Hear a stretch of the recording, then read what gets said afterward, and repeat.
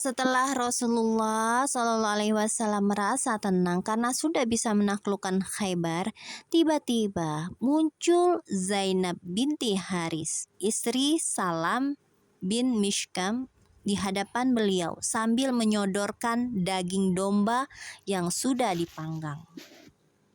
Sebelumnya, Zainab ini pernah menanyakan bagian mana dari daging domba yang paling disukai oleh Rasulullah. Ada yang mengabarkan kepadanya bahwa beliau menyukai bagian paha. Maka dia menyusupkan racun lebih banyak ke bagian ini dan mengirimkannya. Ini Zainab binti Al-Haris ini pengen meracuni Rasulullah. Jadi dia tanyakan dulu, tapi Rasulullah nggak curiga ya. Rasulullah nggak curiga kepada Zainab binti Haris ini ya. Nah, setelah menerima daging domba tadi, beliau menggigit untuk satu kunyahan. Namun kemudian memuntahkannya lagi dan tidak menelannya. Beliau bersabda, "Tulang ini mengabarkan kepadaku bahwa di dalam daging disusupi racun." Tulang yang ngasih tahu. Iya, tulangnya yang ngasih tahu. Kemudian beliau memerintahkan untuk memanggil Zainab binti Al-Haris. Setelah ditanya, dia mengakui perbuatannya. Lalu Rasulullah nanyain di sidang ya. "Apa yang mendorongmu berbuat seperti itu?" tanya beliau. Dia menjawab, "Aku pernah berkata sendiri, kalau memang Muhammad seorang raja, maka aku ingin menghabisinya. Jika dia seorang nabi, tentu akan ada pemberitahuan kepadanya."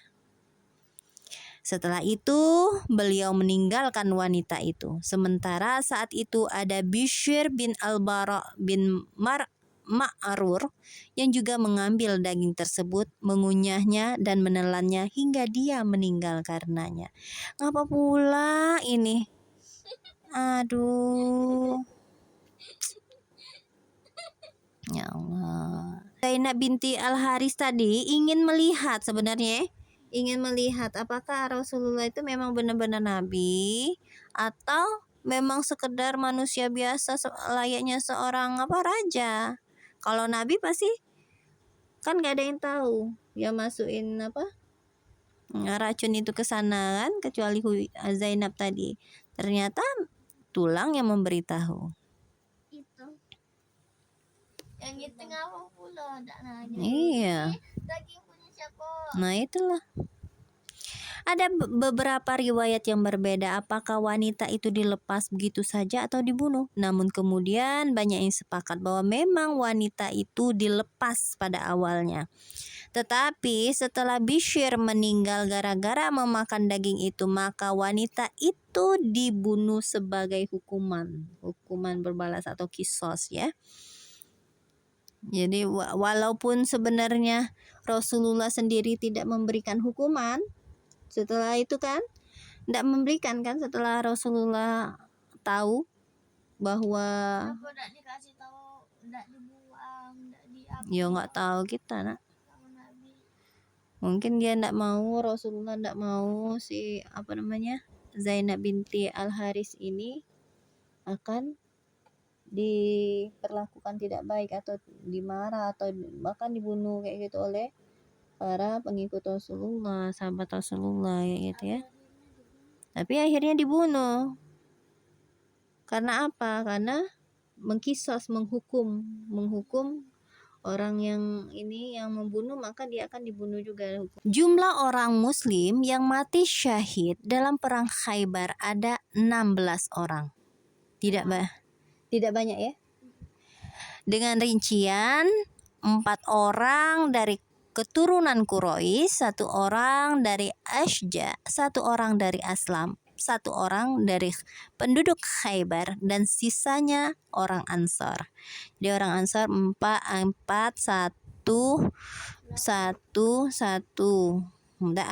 4 ya 7 berarti 16 9 itu orang Ansor, banyak ya. Namun ada yang berpendapat lagi, jumlah korban orang muslim itu ada 18. Ya, 18 orang.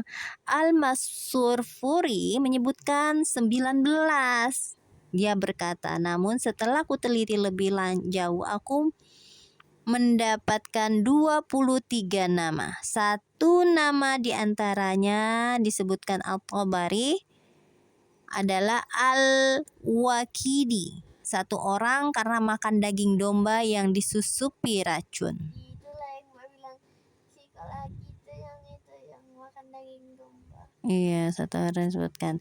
Dan satu orang lagi diperselisihkan apakah dia meninggal di perang Badar atau di perang Khaybar. Tapi yang benar dia meninggal di perang Badar. Sedangkan korban di pihak Yahudi hanya ada 73 orang. Jadi sedikit semua. Kalau dibandingkan dengan orang Palestina ribuan, dengan musuh berapa? Cuman berapa ratus? Banyakan. Setelah tiba di Khaybar, Rasulullah langsung mengutus Muhayyisah bin Mas'ud untuk menemui orang-orang Yahudi Fadak dan menyuruh mereka agar masuk Islam. Namun mereka menunda jawaban. Nah, setelah ditaklukkannya Khaybar tadi, Allah menyusupkan ketakutan pada orang-orang Fadak tadi. Lalu mereka mengirim utusan kepada Rasulullah untuk mengadakan perjanjian. Perjanjian ini berisi kesanggupan mereka menyerahkan separuh hasil Fadak, bumi Fadak, seperti kesediaan penduduk Khaybar. Kemudian beliau